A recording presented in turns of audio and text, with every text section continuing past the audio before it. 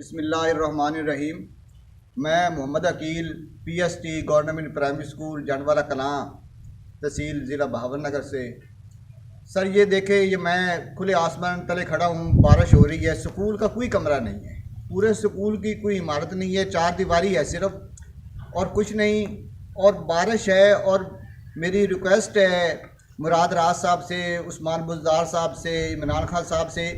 कि ये बच्चे जो खुली बारिश में हैं,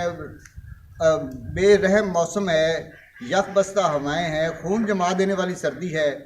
और बच्चों के लिए सर छुपाने की जगह नहीं है और बारिश हो रही है, कोई उस्ताद के लिए बैठने की जगह नहीं है, बारिश में हम खड़े हैं। दूसरे मेरे साथी जो है वो वीडियो बना रहे हैं, महबूब आलम साहब, और मैं